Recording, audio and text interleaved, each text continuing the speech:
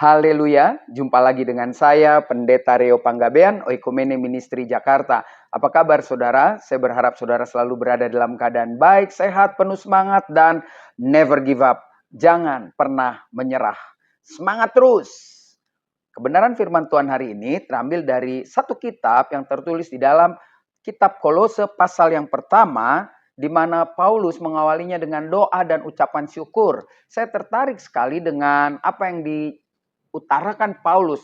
Dia melontarkan seluruh isi hatinya kepada jemaat di Kolose, tetapi saya akan mengambil dua kalimat terakhir yang menjadi doa yang sangat luar biasa ini. Kalimat itu terdapat di ayat 13 dan 14. Jadi bacaan kita hari ini adalah Kolose 1 ayat 13-14. Saya berharap saudara akan membacanya dari atas ya. Demikian firman Tuhan. Ia telah melepaskan kita dari kuasa kegelapan dan memindahkan kita ke dalam kerajaan anaknya yang kekasih. Jadi dia sedang bilang Bapa di surga ya.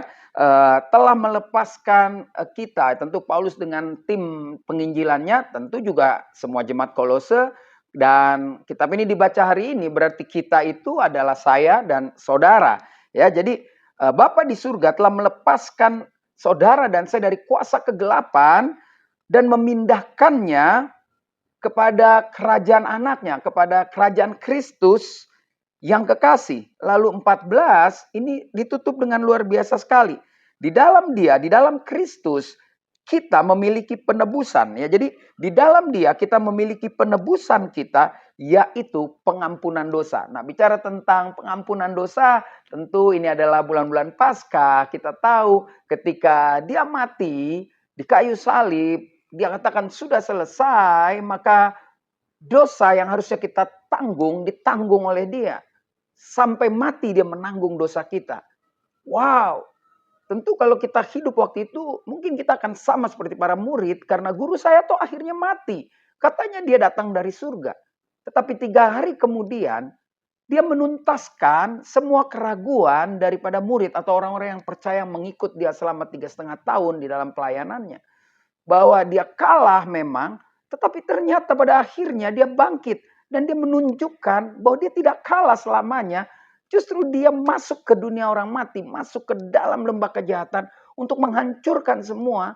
Dan dia keluar sebagai pemenang karena dia bangkit. Nah, hari ini kita diingatkan atau pembacaan firman Tuhan ini mengingatkan kita, Paulus sudah mengalami itu.